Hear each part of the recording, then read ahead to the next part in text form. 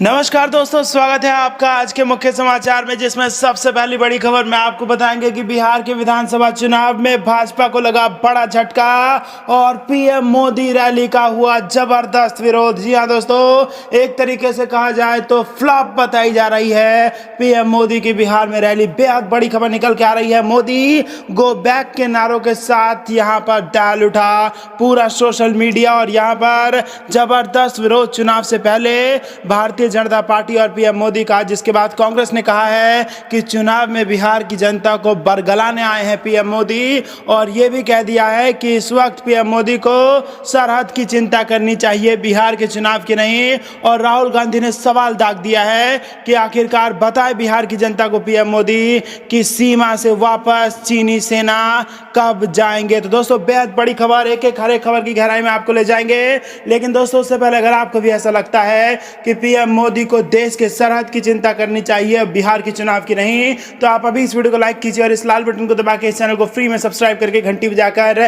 Comment में हमें बताइए कि बिहार के चुनाव में किस पार्टी को कितनी सीटें मिलेंगी। तो दोस्तों, ये बेहद बड़ी खबर बिहार के चुनाव से निकल के आ रही है, जहां पर आज पीएम मोदी की रैली हुई और इस रैली का जमकर विरोध सोशल मीडिया पर किया गया और टॉप पर ट्रेंड रहा #मोदी गो बैक। जी हां दोस्तों, बिहार की जनता की तरफ से मोदी के लिए यही संदेश कि मोदी गो बैक। और इतना ही नहीं, तमाम विपक्षी पार्टियों ने भी इस वक्त भारतीय जनता पार्टी को और नीतीश कुमार को घेर लिया है। और यहां पर आपको बता दें कि पीएम मोदी ने खुद ये माना है कि नीतीश कुमार अपने 5 साल के कार्यकाल में कुछ नहीं कर पाए, क्योंकि अपने भाषण के दौरान पीएम मोदी ने यह कहा कि नीतीश कुमार को दोबारा मौका दीजिए, क्योंकि नीतीश कुमार इस 5 साल में आधे समय तक कुछ नहीं कर पाए। तो दोस्तों, जिनके साथ सरकार मिलकर नीतीश कुमार ने पिछले 5 साल चलाई, उन्हीं का ये रवैया है। पीएम मोदी सीधा सीधा कहते हैं कि और मौका दीजिए, अभी नीतीश कुमार कुछ नहीं कर पाए।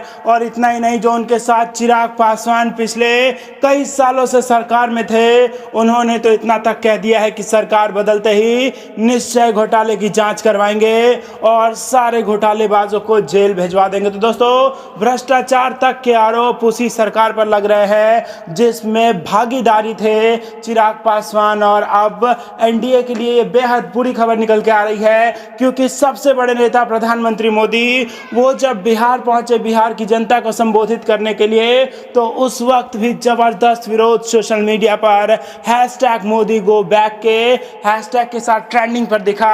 और यहां पर एक और बेहद बड़ी खबर निकल के आ रही है दोस्तों, बिहार का चुनाव बेहद निकट है और ऐसे में आरजेडी की रैली में जिस प्रकार से जबरदस्त जन सैलाब उतर रहा है, जिस प्रकार से यहां पर तेजस्वी यादव की ओर सुनने के लिए जन सैलाब जमीन पर उमड़ आता है, उस हिसाब से कहीं ना कहीं जन समर्थन इस वक्त आरजेडी कांग्रेस महागठबंधन के खेमे में नजर आ रहा है, और जिससे बहुत बड़े बदलाव की तरफ संकेत जाते हैं। और जब 10 तारीख को नतीजा आएगा तो बिहार में भाजपा और जेडीयू को बड़ा झटका लग सकता है। दोस्तों, ये बेहद बड़ी खबर निकल के आ रही है। इसी के साथ रुक करते तमाम अगली बड़ी खबरों की तरफ। सुरजेवाला का बीजेपी पर हमला, कहा जुमला फेंककर वो सोचते हैं कि सब पाप धुल गए। जी हां दोस्तों, बिहार विधानसभा चुनाव को लेकर सभी राजनीतिक दलों में अपनी कोशिशों को तेज कर दी है। चुनाव प्रचार कार्यक्रम के बीच तमाम राजनीतिक घोषणाओं और वादों का दौर भी जारी है। इन्हीं वादों और घोषणाओं को लेकर कांग्रेस पार्टी ने भाजपा सरकार और उसके गठबंधन पर निशाना साधा है। पार्टी प्रवक्ता रणदीप सुरजेवाला ने कहा है कि आज मोदी सरकार और बिहार में उनके साथी नीतीश लोगों को बड़े बड़े वादों में फांस रहे हैं, लेकिन जब लॉकडाउन में यही लोग पैदल मीलों का सफर तय कर रहे थे, तब सरकार कहां थी। आज जुमला फेंककर भाजपा सोचती है कि उसके पाप धुल गए। कांग्रेस महासचिव एवं प्रवक्ता रणदीप सिंह सुरजेवाला ने भाजपा जेडीयू गठबंधन वाली सरकार को जन विरोधी बताते हुए राज्य में सत्ता परिवर्तन की बात को जरूरी ठहराया। उन्होंने ट्वीट कर कहा कि माननीय मोदी जी अपनी सरकार के अनियोजित लॉकडाउन में हजारों किलोमीटर पैदल चलकर बिहार आए प्रवासी मजदूरों की बात गोल कर गए। पाँव में छाले, भूखे प्यासे, आपकी सरकार से लाठियां खाई अलग से, जुमला फेंक कर सोचते हैं सब पाप धुल गए। मजदूर और बिहार सब याद रखेंगे। वहीं बिहार की जनता को चुनावी वादों से भ्रमित नहीं होने को लेकर सतर्क करते हुए कांग्रेस नेता ने कहा कि अगर बिहारवासी आज फिर सरकार के झांसे में आ गए तो फिर से वही स्थिति होगी जो लॉकडाउन के समय हुई थी। उन्होंने कहा कि ये सरकार सिर्फ पूंजीपतियों की मित्र है और उनके भले के लिए नियम बनाती है। ऐसे में जरूरी है कि जनता अपने लाभ और जरूरतों को ध्यान में रखते हुए अपने बहुमूल्य मत का प्रयोग करें और जनहितकारी सरकार को चुने। रुख करते हैं अगली खबर की तरफ। आरजेडी ने पीएम मोदी पर किया पलटवार, कहा आप तो थोक में डॉक्टरों की बेचते हैं नौकरी, व्यापम घोटाला याद है। जी हां दोस्तों, पीएम मोदी ने चुनावी सभा को संबोधित करते हुए आरजेडी पर हमला बोला था कि आरजेडी वाले नौकरी बेचते हैं, जिसके बाद आरजेडी के प्रदेश अध्यक्ष जगदानंद सिंह ने पलटवार किया। उन्होंने कहा था कि पीएम मोदी तो थोक में नौकरी बेचते हैं, उसका पुराना अनुभव उनके पास है। जगदानंद सिंह ने कहा कि हम लोग के जमाने में कोई भी नौकरी बेचने का आरोप नहीं लगा है। जब मध्य प्रदेश में व्यापक घोटाला हुआ तो देश को पता चला कि नौकरी बेची जाती है। ये लोग तो डॉक्टरों की नौकरी बेच दी जो इंसानों का इलाज करते हैं। पीएम मोदी के पास नौकरी बेचने का अनुभव है। हरियाणा में जिस पर नौकरी बेचने वाले का आरोप था वह बीजेपी में शामिल है। लालू पर कई आरोप लगे हैं लेकिन नौकरी बेचने का आरोप नहीं लगा है। जगदानंद सिंह ने कहा कि बिहार में शिक्षकों की बहाली हम लोगों ने बीपीएससी से की थी, वहीं 25,000 शिक्षक बिहार की धुरी हैं। आज तक मेरिट के आधार पर नौकरी बिहार में नहीं किया जा रहा है, संविदा पर बहाली की जा रही है। ऐसी बहाली परिचय पर होती है, कोई घर का सदस्य और पैसा लेकर भी हो सकता है। रुख करते हैं अगली खबर की तरफ। बिहार चुनाव, राहुल गांधी बोले पीएम मोदी बताएं चीनी सैनिक भारत की सीमा से कब निकलेंगे। जी हां दोस्तों, प्रधानमंत्री नरेंद्र मोदी के बाद अब कांग्रेस नेता राहुल गांधी ने भी बिहार विधानसभा चुनाव के लिए चुनावी बिगुल फूंक दिया है। कांग्रेस और आरजेडी के महागठबंधन के लिए वोट मांगने की खातिर राहुल आज नवादा के हिसुआ में रैली करने पहुंचे हैं। उनके साथ आरजेडी नेता तेजस्वी यादव भी मौजूद हैं। राहुल गांधी ने कहा, चीन की सेना ने हमारे 20 सैनिकों को शहीद किया और हमारी 1200 किलोमीटर जमीन ली है। जब चीन हमारी जमीन के अंदर आया तो हमारे पीएम ने वीरों का अपमान करते हुए ये क्यों बोला कि हिंदुस्तान के अंदर कोई नहीं आया। आज कहते हैं कि मैं सिर झुकाता हूं। उन्होंने कहा कि पीएम मोदी बताएं कि चीन सैनिक भारत की सीमा से बाहर कब निकलेंगे। उन्होंने आरोप लगाते हुए कहा कि आखिर पीएम ने यह झूठ क्यों बोला कि चीनी सैनिक भारत की सीमा में नहीं घुसे। कांग्रेस नेता राहुल गांधी ने पीएम मोदी पर हमला करते हुए कहा कि प्रधानमंत्री ने बिहार के लोगों से झूठ बोला। आपके सामने वो सिर झुकाते हैं लेकिन काम पूंजीपतियों का करते हैं। आपसे काले धन की लड़ाई का बोलकर नोटबंदी कर दी गई, आपको लाइन में लगा दिया, लेकिन क्या अंबानी और अडानी जैसे लोगों को लाइन में लगना पड़ा। गांधी ने कहा, मोदी जी कहते हैं कि जवानों, किसानों, छोटे व्यापारियों के सामने सिर झुकाता हूं, लेकिन जब काम करने की बारी आती है तो अंबानी और अडानी का काम करते हैं।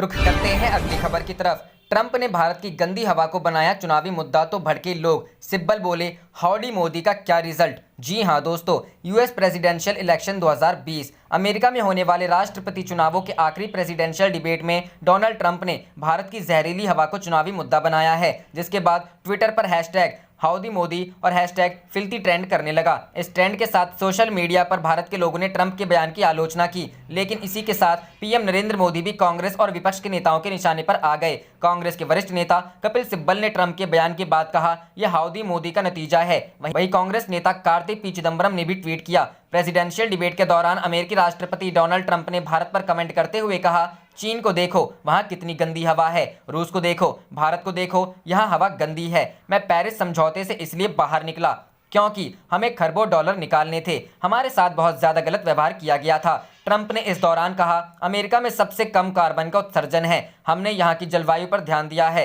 डोनाल्ड ट्रंप के इस बयान के बाद सोशल मीडिया पर कई लोगों ने लिखा है कि पीएम मोदी ने डोनाल्ड ट्रंप के लिए इतना भव्य नमस्ते ट्रंप का आयोजन किया था, उसके बाद भी ट्रंप ने भारत के लिए ऐसा कहा है। नमस्ते ट्रंप डोनाल्ड ट्रंप के भारत दौरे को नाम दिया गया था। वहीं कई लोगों ने कहा है कि पीएम नरेंद्र मोदी और डोनाल्ड ट्रंप यूं तो एक दूसरे से दोस्ती दिखाने का एक मौका नहीं छोड़ते हैं, लेकिन ट्रंप ने फिर भी बिना किसी बात के भारत को अंतर्राष्ट्रीय मंच पर अपमानित किया है। रुख करते हैं अगली खबर की तरफ। सासाराम और गया रैली पर कांग्रेस का कसा तंज। बिहार की 12 करोड़ जनता को बरगलाने के लिए पीएम मोदी राज्य में आए हैं। जी हां दोस्तों, बिहार विधानसभा चुनाव के मद्देनजर राजनीतिक दलों के नेता एक दूसरे पर आरोप प्रत्यारोप लगा रहे हैं। राजनीतिक दलों के नेता वोटरों को लुभाने और अन्य पार्टी पर तंज कसने से पीछे नहीं हट रहे हैं। इसी क्रम में कांग्रेस के वरिष्ठ नेता रणदीप सुरजेवाला ने प्रधानमंत्री नरेंद्र मोदी की आज बिहार के सासाराम और गया रैली पर तंज कसा है। कांग्रेस नेता रणदीप सुरजेवाला ने अपने ट्विटर अकाउंट से ट्वीट करते हुए लिखा कि बिहार की पवित्र धरती पर 12 करोड़ बिहारियों को बरगलाने, भटकाव बंटवारे को परोसने तथा जुमले गढ़ने के लिए आज नरेंद्र मोदी आए हैं। 2015 चुनाव में बिहार के स्वाभिमान की बोली लगाने का दुस्साहस करने वाली भाजपा व पीएम मोदी को आज बिहार से किए भेदभाव का जवाब देना होगा। इसके अलावा रणदीप सुरजेवाला ने एक और ट्वीट करते हुए लिखा, मोदी जी, मोदी सरकार के अनियोजित लॉकडाउन में हजारों किलोमीटर पैदल चलकर बिहार आए प्रवासी मजदूरों की बात गोल कर गए। पाँव में छाले, भूखे प्यासे, आपकी सरकार से लाठियां खाई अलग से, जुमला फेंक कर सोचते हैं सब पाप धुल गए। मजदूर और बिहार सब याद रखेंगे। बिहार में विधानसभा चुनाव को लेकर तमाम राजनीतिक दलों के नेता रैलियां कर रहे हैं।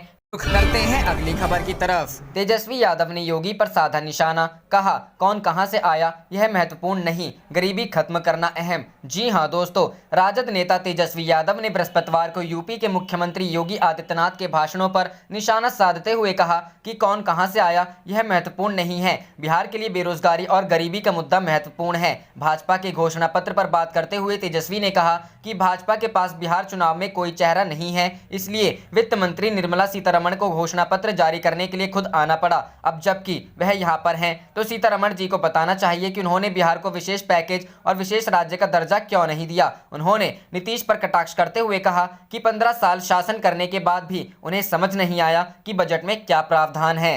जाने से पहले आप इस वीडियो को लाइक कीजिए और इस लाल बटन को दबा के इस चैनल को फ्री में सब्सक्राइब करके घंटी बजा लीजिए। आप देख रहे थे आपका अपना चैनल धड़ाधड़ न्यूज। जय हिंद, जय भारत।